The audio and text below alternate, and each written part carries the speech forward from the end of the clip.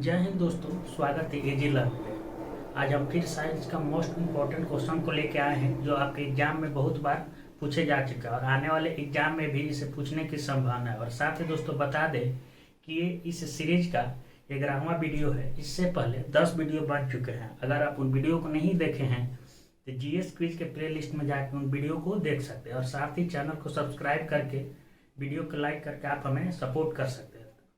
चलिए बिना किसी दूरी के आज का ये वीडियो शुरू करते हैं। आज का हमारा पहला प्रश्न है कि वायु किसका मिश्रण है। आज का हमारा पहला प्रश्न है वायु किसका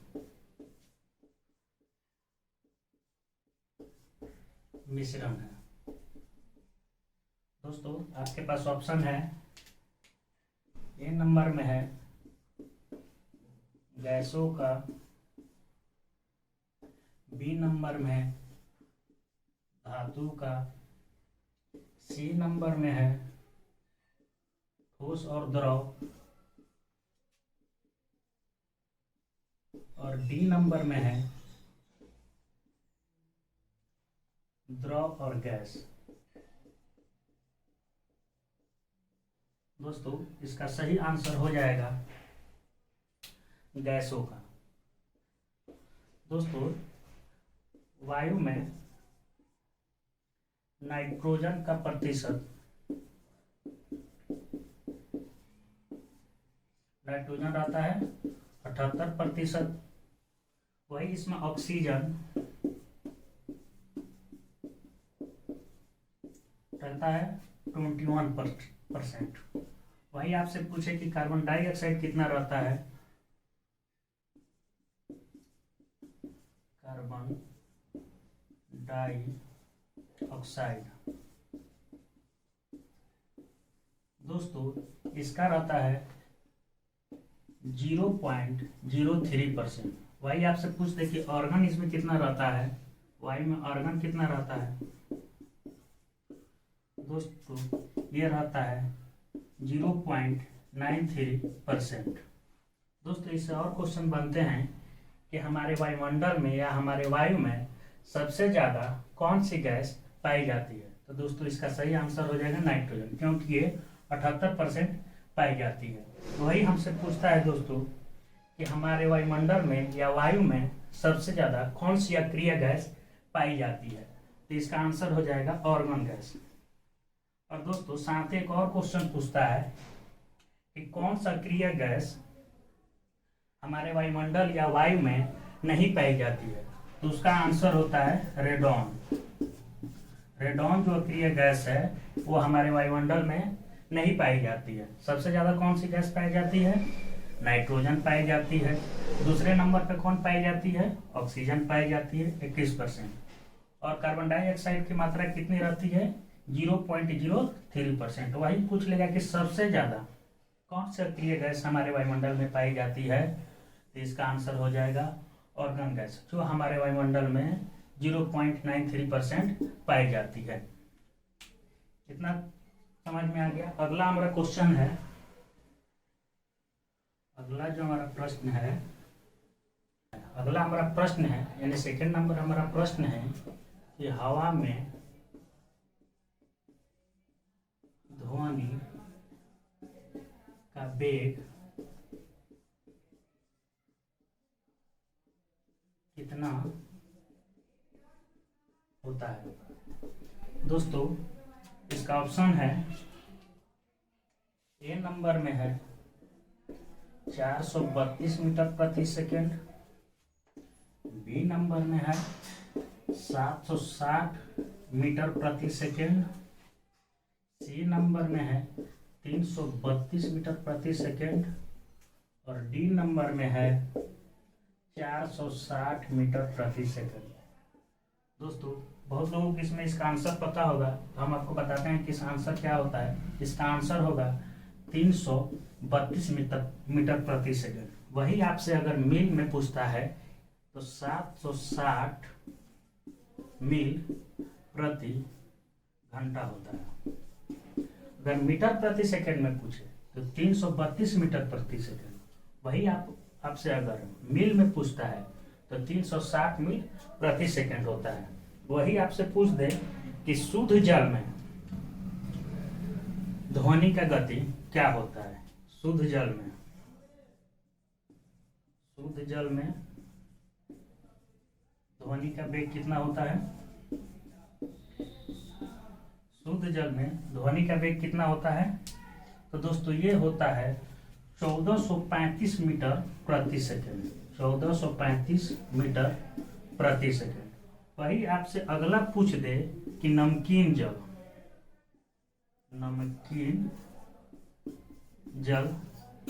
या खारा जल या समुद्र का जल, बात सेम ही है। इसमें कितना होता है। इसमें होता है 1500 मीटर प्रति सेकंड। अगर आपसे पूछ दे कि शुद्ध जल में कितना होता है ध्वनि का वेग, तो 1435 मीटर प्रति सेकंड। वही आपसे पूछ दे नमकीन जल या खारा जल या समुद्र के जल में ध्वनि का वेग कितना होता है, तो 1500 मीटर प्रति सेकंड। वही आपसे पूछ दे कि इस्पात में ध्वनि का वेग कितना होता है। इस्पात में ध्वनि का वेग दोस्तों ये होता है 5148 मीटर प्रति सेकंड।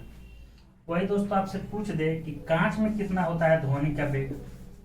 कांच यानी शीशा में ध्वनि का वेग कितना होता है, तो ये होता है कि 5640 मीटर प्रति सेकंड। वही दोस्तों अगला है कि भाप में ध्वनि का वेग कितना होता है। भाप में ध्वनि का वेग कितना होता है, ये होता है 405 मीटर प्रति सेकंड। भाप में कितना होता है, 405 मीटर प्रति सेकंड। वही दोस्तों बात करते हैं हम कि अगला जो हमारा है कि सबसे ज्यादा किस में होता है। दोस्तों सबसे ज्यादा होता है ठोस में, उसके बाद होता है द्रव में, और सबसे कम होता है गैस में। वही दोस्तों अगर पूछ दे हमसे कि निर्वात में ध्वनि का वेग कितना होता है दोस्तों, तो यहाँ होता है ये शून्य। निर्वात में ध्वनि का वेग शून्य होता है। निर्वात में ध्वनि नहीं चल सकता है। अगला जो हमारा प्रश्न है तीसरे नंबर पे होती है, अगर वही हम सांस लेते हैं, जब हम सांस लेते हैं तो ये लगभग 25 से 35 डेसिबल की ध्वनि उत्पन्न होती है। वही अगर हम बात करें कि अगर हम हॉर्न बजा रहे हैं, हॉर्न दोस्तों, तो ये उत्पन्न होता है लगभग 106 डेसिबल की ध्वनि उत्पन्न होती है। वही दोस्तों हम बात करें कि ध्वनि प्रदूषण जो होता है वो कितने डेसिबल के ऊपर होता है। ध्वनि प्रदूषण जो होता है दोस्तों, ध्वनि प्रदूषण ये 80 डेसिबल के ऊपर जो भी ध्वनि होगा वो ध्वनि प्रदूषण उससे होता है। वही अगर हम बात करें कि अगर हम सिंपल डीजे बजाते हैं, अगर हम डीजे बजा रहे हैं दोस्तों, तो इसका जो होता है वो 115 से 120 डेसिबल की ध्वनि उत्पन्न करता है। इतना समझ में आ गया। अगला जो हमारा प्रश्न है यानी चौथे नंबर पे इसका मात्रक है।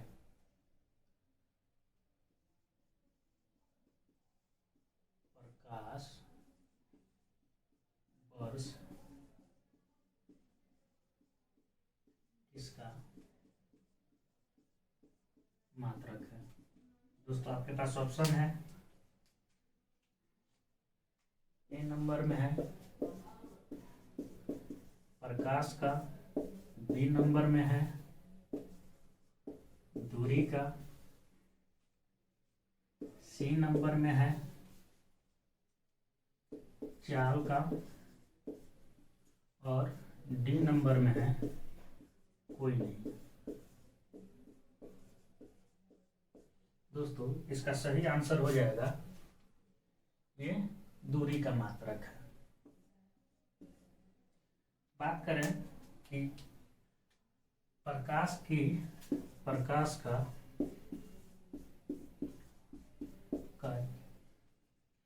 स्पीड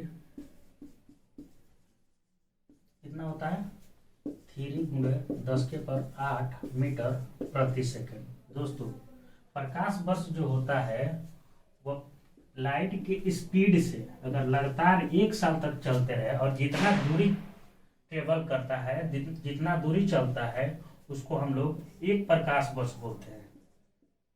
1 प्रकाश वर्ष, यानी इस चाल से कोई वस्तु लगातार 1 साल तक चलते रहे और वो जितना दूरी तय करता है उसको हम लोग 1 प्रकाश वर्ष बोलते हैं।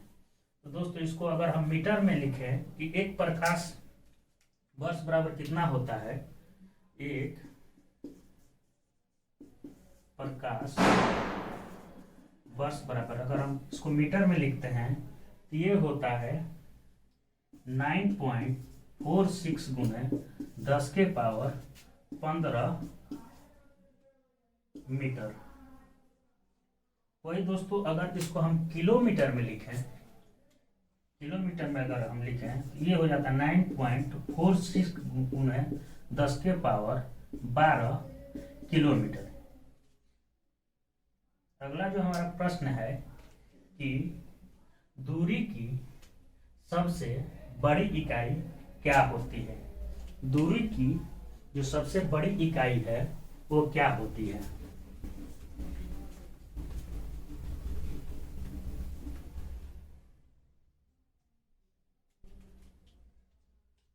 दूरी की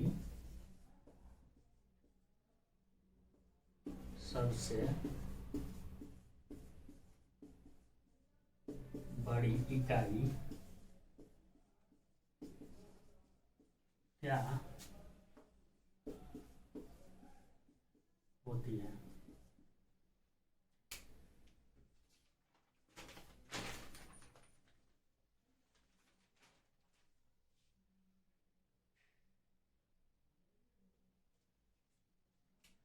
दोस्तों ऑप्शन है आपके पास,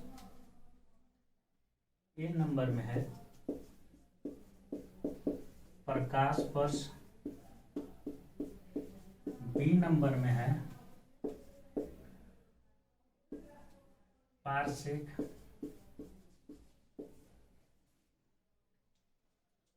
सी नंबर में है किलोमीटर और डी नंबर में है मीटर। दोस्तों इसका सही आंसर हो जाएगा पारसेक। दोस्तों बात करें कि एक पारसेक में कितना प्रकाश वर्ष होता है। एक पारसेक में कितना प्रकाश वर्ष होगा, ये होगा 3.26 प्रकाश वर्ष। अगला जो हमारा प्रश्न है,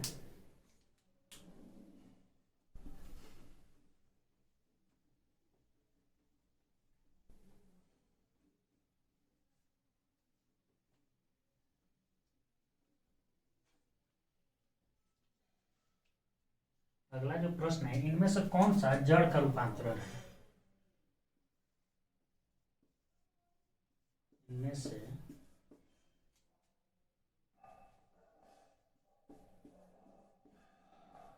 कौन सा जड़ का रूपांतरण है। दोस्तों ऑप्शन है आपके पास, ए नंबर में है मूली, बी नंबर में है गाजर, सी नंबर में है ए और बी,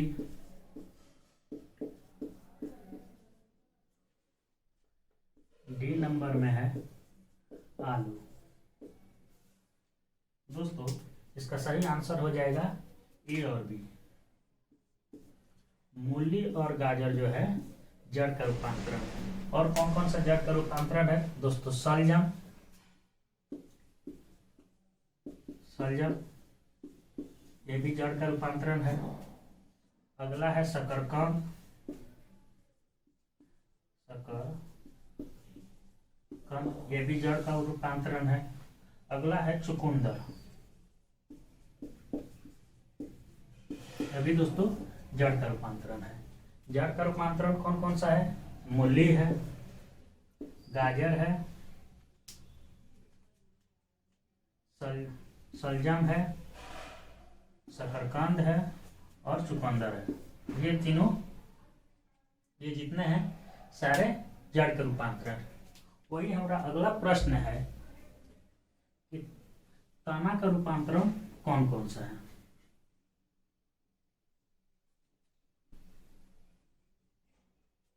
अगला जो हमारा प्रश्न है, इनमें से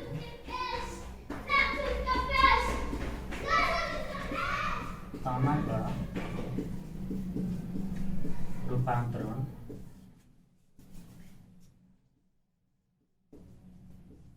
कौन है? ऑप्शन है आपके पास। ए नंबर में है आलू, बी नंबर में है प्याज, सी नंबर में है ए और बी, और डी नंबर में है कोई नहीं। दोस्तों इसका सही आंसर हो जाएगा ए और बी, यानी आलू और प्याज दोनों है तना का रूपांतरण। और साथ में देख लेते हैं और कौन कौन सा तना का रूपांतरण है। और लहसुन तना का रूपांतरण है। वही बात करें हम हल्दी, ये भी तना का रूपांतरण है। वही हम एक और है ओल, ये भी क्या है?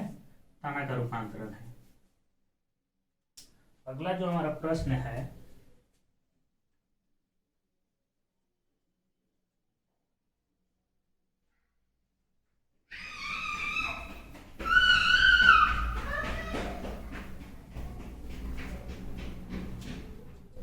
अगला जो हमारा प्रश्न है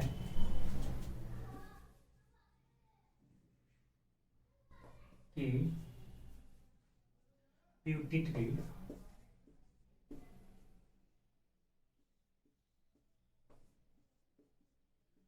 ग्रंथि कहाँ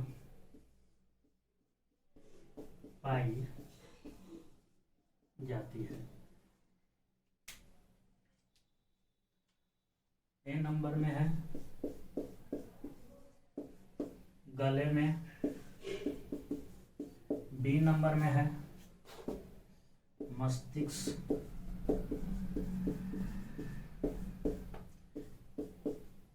सी नंबर में है अग्नाशय और डी नंबर में है कोई नहीं। दोस्तों इसका सही आंसर हो जाएगा मस्तिष्क। दोस्तों पिट्यूटरी ग्रंथि जो है वो मस्तिष्क में पाई जाती है। और वही आपसे दोस्तों क्वेश्चन पूछ दे कि मास्टर ग्रंथि किसको बोलते हैं? मास्टर ग्रंथि, दोस्तों इसकी पिट्यूटरी ग्रंथि को ही हम लोग मास्टर ग्रंथि बोलते हैं। वही पूछ दें कि सबसे छोटी ग्रंथि कौन सी होती है शरीर में? सबसे छोटी ग्रंथि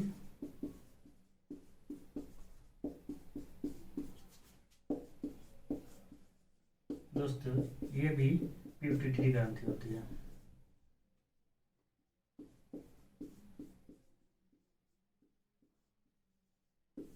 दोस्तों इसको मास्टर ग्रंथि इसलिए बोलते हैं क्योंकि शरीर में जितने भी और दूसरे ग्रंथि रहती है सबको ये कंट्रोल करती है। यानी जैसे लाल ग्रंथि है, अगर हम खाना खाते हैं तो ये लाल ग्रंथि को संदेश देती है कि हाँ मुंह में खाना चला गया है और अब तुम लाल स्रावित करो। वही मान लो कि आंसू ग्रंथि जो होती है, लेक्रिमल ग्रंथि, उसको ये संदेश भेजती है कि अगर कोई चीज़ इमोशनल हो जाए, कोई बात, तो ये लेक्रिमल ग्रंथि को संदेश भेजती है कि ये इमोशनल हो गया है, अब तुम आंसू निकालो। ये सारी जितनी ग्रंथियां होती है लगभग को ये कंट्रोल करती है, उसको उत्तेजित करती है कि तुम हार्मोन या प्रोटीन निकालो। और दोस्तों बता दें कि ग्रंथि जो है, ग्रंथि जो होती है वो हार्मोन या प्रोटीन का स्राव करती है। हार्मोन या प्रोटीन का स्राव करती है। ग्रंथि जो है वो हार्मोन या प्रोटीन का स्राव करती है। अगला जो हमारा प्रश्न है,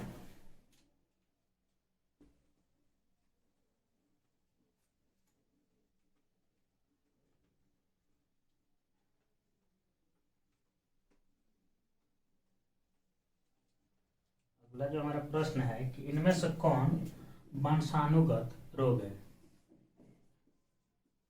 इनमें से कौन वंशानुगत रोग है। दोस्तों ऑप्शन है आपके पास, ए नंबर में है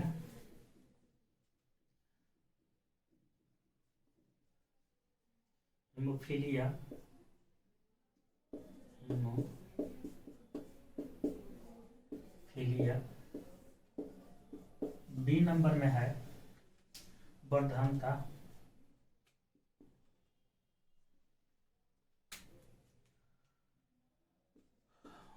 वर्धनता। सी नंबर में है ए और बी दोनों,